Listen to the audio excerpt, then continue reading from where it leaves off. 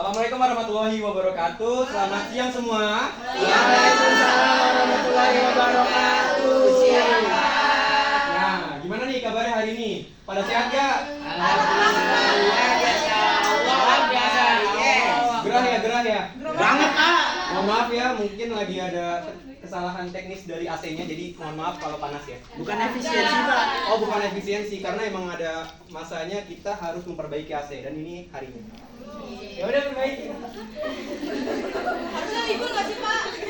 Enggak ada, karena kita belajar kan untuk menuntut ilmu. Kalau kita hanya terganggu karena AC, gimana orang-orang di luar sana? Kasihan, Pak, ilmunya dituntut.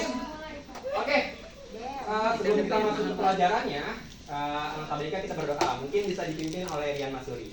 Oke teman-teman, sebelum kita mulai pelajaran hari ini, alangkah baiknya berdoa menurut kita masing-masing dimulai. Doa dicukupkan. Amin ya robbal alamin. Oke, terima kasih kepada Rian karena udah memimpin doa. Oke, sebelum kita mulai, mungkin akan Bapak absen dulu. Rian Masuri, Saya nggak ada Pak.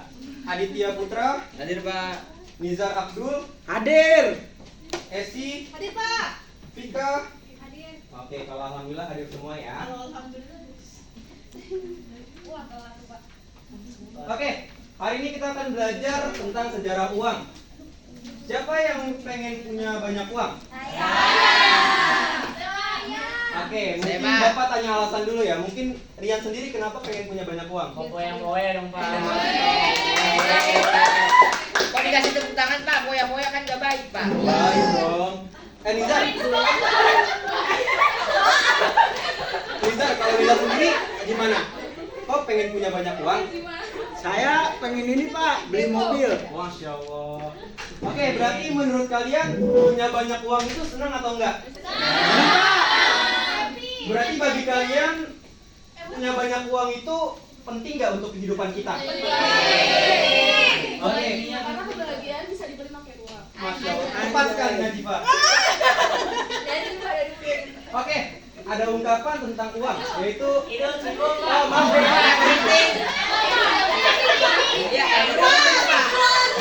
Ya, gak usah dianggap tiponya, tapi maknanya itu harus diterima. Tenang, tolong dengerin Bapak Hasan. Oke, money is everything. Ungkapan ini sangatlah penting bagi kehidupan kita. Karena setiap orang memerlukan uang dalam kehidupan sehari-hari. Setiap orang bekerja dari pagi hingga malam hanya untuk mendapatkan lembaran-lembaran uang. Uang digunakan untuk memenuhi kebutuhan hidupnya. Nah, tapi ada yang tahu nggak sih bagaimana uang itu bisa tercipta dan bagaimana uang itu bisa menjadi alat tukar sampai sekarang? Dicetak Bang Indonesia Dari dulu. dari kertas, kerja dicetak. Kerja? Oke, bener kerja. Nipu, Pak, penipu. Siapa tuh yang suka nipu? Adit. Adit. Adit nipu apa, Adit? Itu yang teriak. Bapak bohong Pak. Gatel, Adit. Oke, Ayo dah, Pak. bagaimana uang bisa tercipta? Ada yang bisa jawab? Di fotokopi, Pak. Dicetak, Pak. Atas Dari Allah. Jaga lilin, Pak. atas izin Allah. Atas izin Allah? Jaga lilin. Jaga lilin. Iya, Pak. Kayak Esi. Minta. Jangan ditulis ya. Gantian kan. Oke. Pada awalnya, manusia bertahan hidup menggunakan dirinya sendiri. Manusia berburu jika ia lapar, membuat baju dan juga bertanam untuk bertahan hidup. Tapi manusia mulai berpikir bahwa tak selamanya yang mereka hasilkan dapat memenuhi kebutuhan hidupnya sehari-hari. Oleh karena itu, manusia mulai mencari manusia lain yang ingin menukarkan barang miliknya dengan barang yang dimilikinya. Nah, sistem ini disebut dengan barter. Barter adalah sistem pertukaran langsung barang dengan barang tanpa menggunakan alat pembayaran berupa uang. Misalnya, seseorang menukarkan beras dengan ikan atau menukarkan pakaian dengan hasil pertanian. Kalau kita ambil contoh lain, misalkan Rian mempunyai uang 100.000, saya mempunyai dompet, saya tukar dompet saya dengan uang Rian. Kalau misalkan Rian emang memerlukan dompet, itu bisa terjadi barter. Namun jika Rian tidak memerlukan dompet, itu tidak bisa terjadi barter. Nah, sistem ini merupakan cara awal manusia untuk memenuhi kebutuhan hidup ketika uang belum ditemukan. Namun barter punya kelemahan, seperti yang tadi saya sebutkan, untuk mencari orang yang mau menukarkan barang yang dimilikinya dengan barang yang kita miliki. Kesulitan inilah yang membuat manusia mulai menentukan barang-barang yang akan dijadikan sebagai alat pembayaran. Nah, pembayaran inilah yang disebut dengan uang barang. Uang barang adalah benda atau barang yang digunakan sebagai alat tukar dalam proses pertukaran yang memiliki nilai guna atau nilai ekonomi dan dapat diterima oleh masyarakat umum sebagai pengganti uang. Contohnya, garam, kerang, tembakau, dan lain sebagainya. Benda ini dipilih karena dianggap bernilai, langka, atau memiliki makna khusus, sehingga bisa digunakan sebagai alat pembayaran. Kelemahan dari uang barang salah satunya karena untuk penyimpanan. Seperti yang kita tahu, garam, kerang, dan lain sebagainya itu kan udah hancur atau sebagaimananya ya, atau basi dan segala macam. Kenapa enggak tuh? Iya, mungkin untuk garam nggak bisa. Tapi kalau kita ingin menukarkan barang dengan garam, kita kan perlu garam dengan jumlah yang banyak, dan untuk menghasilkan garam itu agak sedikit sulit. Oleh sebab itu, manusia mulai dari zaman Romawi kuno mulai menciptakan uang berupa dari logam. Uang logam ini menggantikan uang barang. Meskipun alat pembayaran sudah ada, yaitu uang barang, uang logam itu lebih tahan lama dan lebih awet. Kenapa? Itu Pak, botol jatuh Pak, botol jatuh Pak. Uang logam adalah alat tukar yang terbuat dari logam, seperti emas, perak, logam. Nah, contohnya seperti nikel atau tembaga yang digunakan sebagai uang karena memiliki nilai. Ciri-ciri uang logam yang pertama pasti terbuat dari logam, karena namanya uang logam. Yang kedua, nilainya stabil, terutama jika terbuat dari logam mulia, contohnya emas dan lain sebagainya. Yang ketiga itu mudah dibawa, disimpan karena bentuknya kecil dan ringan. Dan yang terakhir, mudah dibagi dalam pecahan kecil tanpa mengurangi nilainya. Kelemahan uang logam dikarenakan pembuat uang logam itu saat itu masih sedikit, jadi permintaannya tidak bisa dipenuhi semuanya. Jadi terjadi kesenjangan antara peminta dan juga pembuat, yang akhirnya pada zaman Kekaisaran Tiongkok itu membuat namanya uang kertas. Pada awalnya, uang kertas merupakan bukti kepemilikan emas dan perak yang disimpan di tempat seperti pandai emas dan dapat ditukarkan kembali dengan logam mulia. Mungkin contohnya seperti gadai. Nah, kalau kita menukarkan emas dan lain sebagainya kan dapat kwitansi ya. Itu mungkin dulu uang kertas digunakan sebagai kwitansi saja. Namun seiring perkembangan zaman, uang kertas mulai digunakan sebagai alat tukar utama tanpa jaminan emas atau perak, melainkan berdasarkan kepercayaan masyarakat. Nah, sikap inilah yang disebut dengan flat money, yaitu uang yang memiliki nilai karena diakui dan diterima secara umum, meskipun bahan pembuatannya tidak bernilai tinggi. Oke, kita lanjut ke zaman sekarang. Ada namanya uang zaman now. Ini ada uang gerai seperti cek, transfer, kartu ATM dan lain sebagainya. Terus juga kalau ada uang berikutnya ada uang elektronik. Siapa di sini yang suka pakai QRIS? Tunggu kiris Pak, tunggu kiris. Saya Pak, botol Pak. Nah, kesalahan pertama dari uang elektronik adalah kita langsung menggunakan tanpa melihat saldo yang kita miliki. Jadi kita lebih sering boros. Baik OVO, Dana, GoPay dan lain sebagainya, karena kan saldonya seringkali hanya bintang-bintang saja ya. Dan kita langsung tinggal bayar aja. Nah, itulah contoh uang elektronik. Di sini siapa yang suka main kripto? Saya Pak. Nah, uang kripto ini digunakan di Amerika untuk alat pembayaran. Mungkin di Indonesia belum masuk. Contoh uang kripto ada Bitcoin. Nah, terus juga ada beberapa jaringan seperti jaringan Solana dan juga jaringan Ethereum. Jaringan Solana dan jaringan Ethereum itu, Ethereum itu memiliki mata uang kripto lainnya lagi di dalam jaringan Solana dan jaringan Ethereum.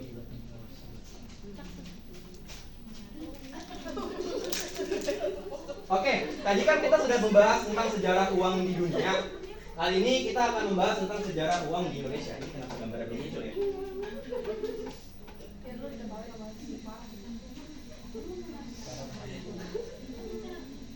Oke, mohon maaf ini gambarnya agak sedikit kesalahan jadi tidak tertampil.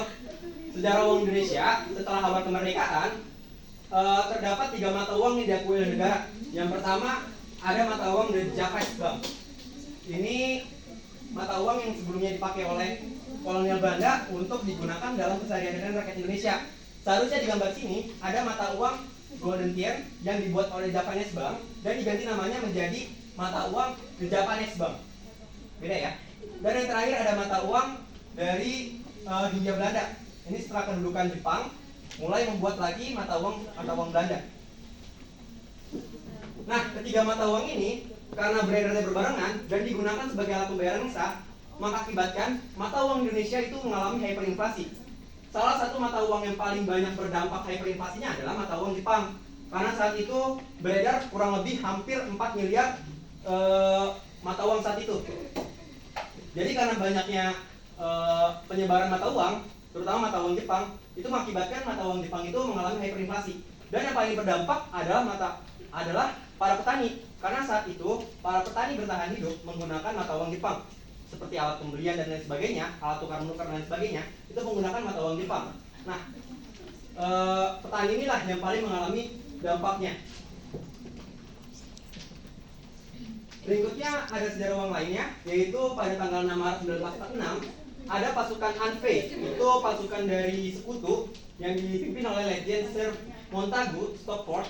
Nah, dia mengumumkan bahwa akan ada mata uang baru yang dibuat oleh Nika, didukung oleh Anfe, yaitu Netherlands Indische Cycles Administratif di wilayah yang mereka kuasai.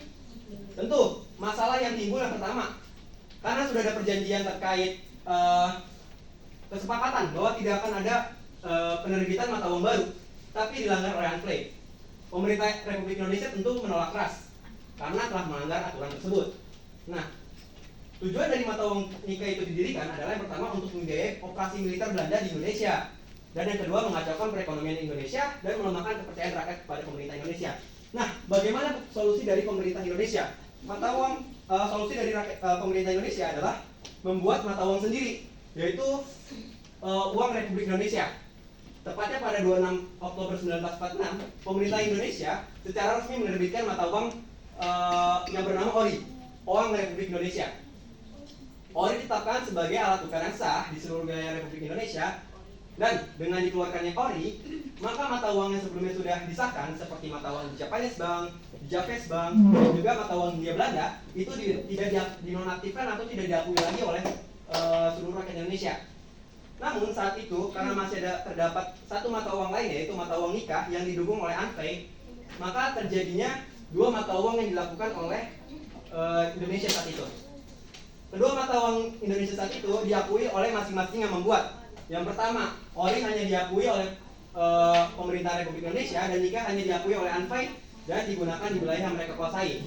Nah, ternyata masyarakat Indonesia lebih mendukung kebijakan pemerintah, yaitu menggunakan ORI sebagai alat pembayaran yang syah.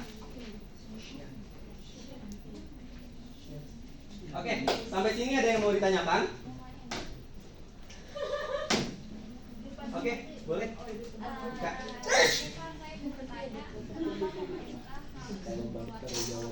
Oke, bagus pertanyaannya Tika. Jadi saat itu kan Indonesia sudah memiliki 3 mata uang yang digunakan, ditambah lagi ada mata uang Nika. Jadi itu membuat masyarakat berpikir bahwa pemerintah tidak memiliki kebijakan akan mengatasi hyperinflasi yang terjadi di Indonesia, terutama dengan tambahannya mata uang Nika.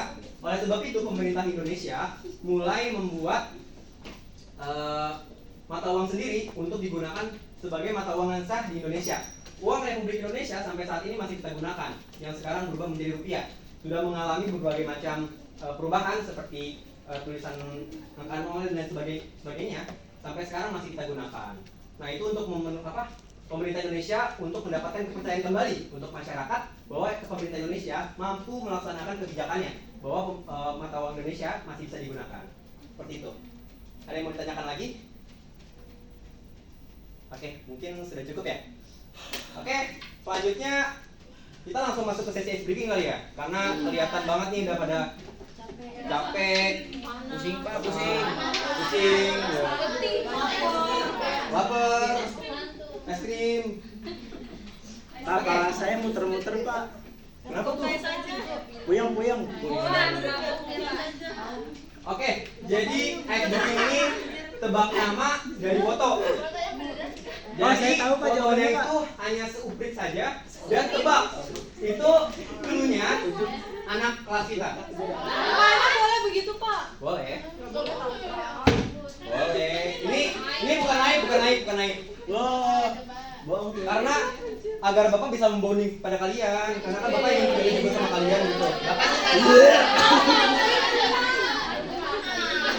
Oke, Tak jadi merinding. Nah, untuk ice drinking ini hanya ice drinking saja yang dapat hadiah dari Bapak. Yang bisa jawab dapat hadiah. Oke. Ini siapa? Ini siapa? Ini siapa? Nanti 1, 2, 3 angkat tangan. Turun. Serem banget sih Bapak kan yang bonding. 1, 2, 3. Esi. Siapa Esi? Raka, Pak. Raka. Jawabannya masih salah. Siapa yang bisa jawab? Pak, saya mau jawab. Eka. Bukan. Boleh jawab lagi nggak? Farah. Rian. Bener gak ya? Ya, udah benar.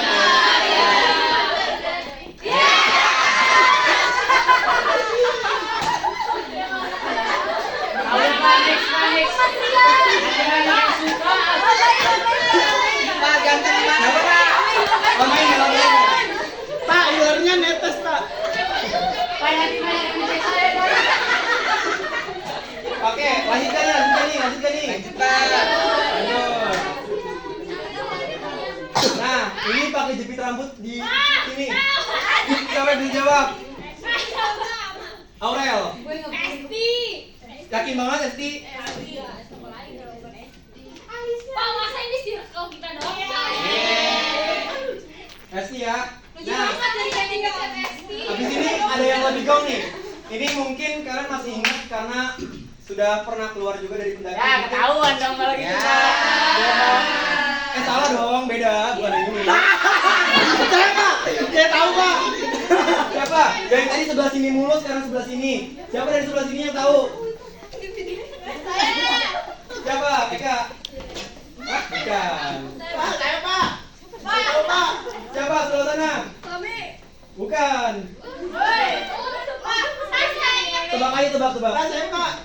Bicar. Adit. Setuju nggak? Gak setuju, Pak. Gak setuju. Iya, amin. Ya.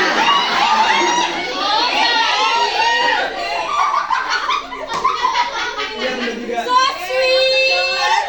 Lupa. Bapak lupa ngasih. So sweet. Tadi Reza juga jawab Sami. So sweet banget. Aweng.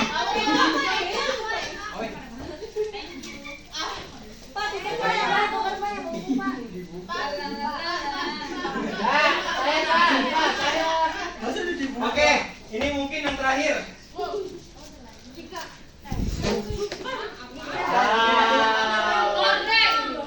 Siapa yang tahu? Saya, Pak. Siapa? Mizar dan saya. Saya ini siapa? Adit.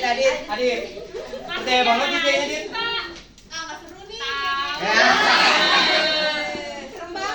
Ya. Soalnya kalau misalkan saya pakai foto kalian nanti ada pelanggaran hak cipta, coy. Lah itu saya pakai.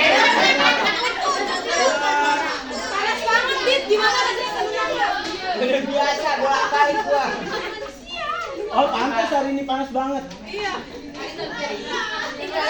Ya udah habis. Oke, ini masih sisa 2. Pak, lemparnya Pak. Lempar Pak. Enggak. Bapak mau minta tolong bacain kesimpulan yang Bapak berikan.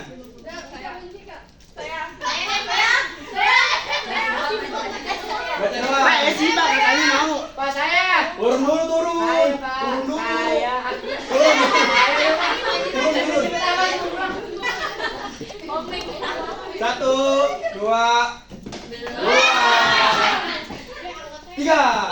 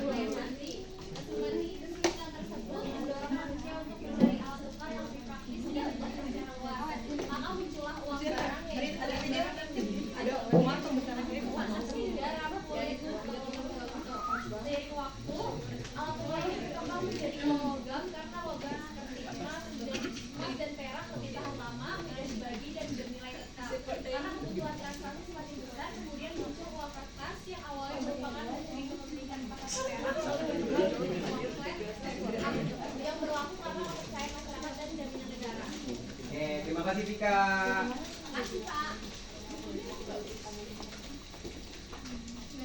Nggak dikasih tepuk tangan, Pak.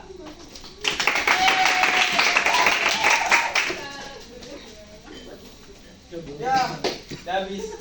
Oke, mungkin karena pembelajaran sudah selesai dan kita sudah lebih rileks lagi, mungkin kita akhiri pembelajaran hari ini. Doa boleh dipimpin oleh Nijar. Oke teman-teman, karena kita sudah belajar, nggak tahu sih masuk ke otak atau enggak, yang penting kita terima aja. Jadi sebelum kita pulang kita berdoa dulu biar selamat sampai rumah. Amin. Berdoa mulai. Amin. Berdoa dicukupkan. Amin. Makasih Nija. Oke, mungkin sekian saja dari Bapak tentang materi hari ini. Lebih kurangnya semoga masuk ke otak dan dapat dipahami kembali tentang materi yang baru berikan. Amin. Lebih kurangnya Bapak ucapkan terima kasih. Wassalamualaikum warahmatullahi wabarakatuh. Waalaikumsalam warahmatullahi wabarakatuh. Makasih, Pak.